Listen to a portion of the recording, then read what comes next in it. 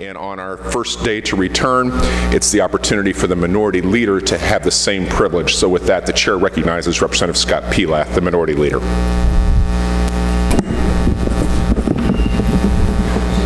Happy New Year, everyone. I know many of you enjoyed a productive 2013 on behalf of your constituents. And while we often tease one another about valuing our time apart more than we appreciate our time together, please know that I'm genuinely happy to see every one of you again. As always, I look into your faces and see many of the things that we like about Indiana. And thank you, Mr. Speaker, for granting me the chance to discuss the work ahead of our great state in 2014. It is a courtesy for which I'm grateful. I embrace the House tradition that on Organization Day, there is only one microphone inside the chamber, and it belongs to the Speaker.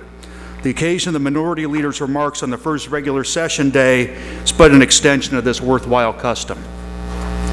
This year, I am not going to offer any letter grades or engage in any other scholastic exercise. Given some widely publicized events in recent months, I hope you will accept this decision in the spirit of mercy with which it is intended. This year, you're just going to get a good old-fashioned speech. And with that, I want to make a declaration that I believe many Hoosiers are yearning to hear. Let's set ideology aside and work together to solve some real problems. I know in our world it is sometimes easy to forget, but most of our citizens are not ideologues. Most are not sipping lattes in front of an MSNBC marathon. Most are not kicking the dog out of the leather chair for the Best of Sean Hannity special. In fact, the vast majority of voters, somewhere between the far right and far left, have caught on to the words and phrases that politicians use to cultivate support.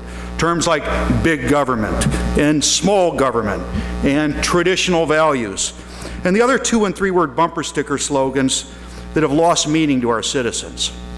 What our constituents really demand is functionality.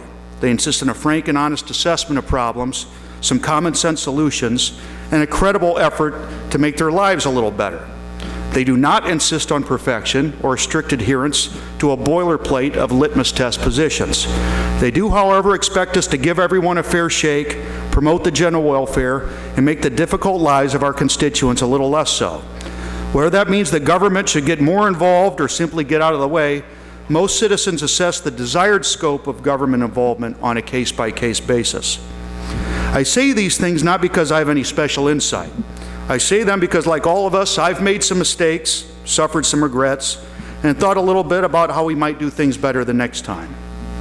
But today, we must face Indiana's real problems. We love our state, but we can do much, much better. What matters is not the quality of our press releases. What matters is the prosperity of our citizens. The road to prosperity starts with realizing our unmet potential. Over the past decade, Hoosiers' household incomes have declined by a greater percentage than 47 other states. The income of the average Hoosier is more than 10% lower than his or her fellow Americans. More than 28% of Americans have at least a bachelor's degree. Less than 23% of Hoosiers have one. Our best and brightest are leaving the state and not coming back. 1 in 6 Hoosier girls has been raped or sexually assaulted. We have one of the nation's very highest infant mortality rates. More than 1 in 5 of our school-age girls are living below the poverty line. 7 in 10 jobs do not pay enough to allow one parent to stay at home with the kids.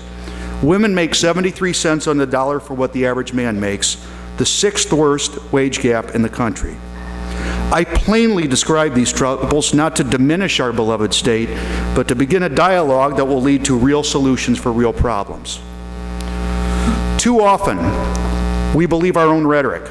We high-five our press statements on the budget surplus, or we pat ourselves on the back as Indiana tags along behind a national economic recovery, or we extend symbolic assistance to people while at the same time reducing their resources.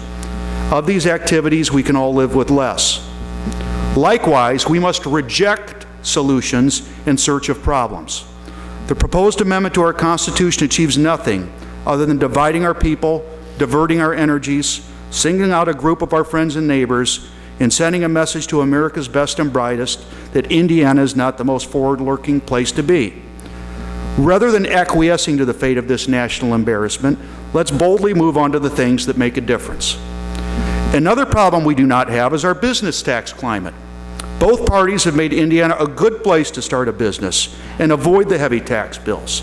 But we already have a top 10 business tax structure. Whatever ails us, business taxes are not the problem.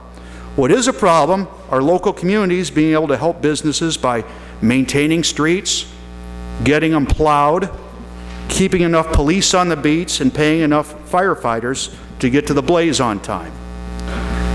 An ongoing quandary for Indiana businesses, particularly our small businesses, is that there are too many struggling workers and consumers to buy enough of their stuff. Let us not shift more of the tax burden onto the people who actually create profits for business. Given current conditions, let's have them spend their checks at local business instead of sending them to their local courthouses. But as we move beyond knee-jerk ideology, I want to take a Republican idea and build on it. Republicans often assert that tax structure is a key to economic prosperity. So let us apply that principle to retaining one of our state's greatest resources and a powerful lure to employers in search of a skilled workforce. Our recent college graduates in the fields of science, technology, engineering, and mathematics. Every year, let us identify our top college graduates in these fields and commit ourselves to keeping 1,000 of them in Indiana. If they remain Hoosiers, they will not pay one dime of state income tax for their first 5 years as Hoosier profit creators. I will be introducing this bill, and I will welcome all members of the Indiana House of Representatives to join me on this measure. What I am proposing is to take your methods and try to solve a serious problem that both parties grasp. For Indiana to prosper, for our wages to rise, for our earnings to improve, our state must be a place where our best talent from all walks of life wants to remain. After all, isn't that what all of us want? For our children to prosper right here in Indiana.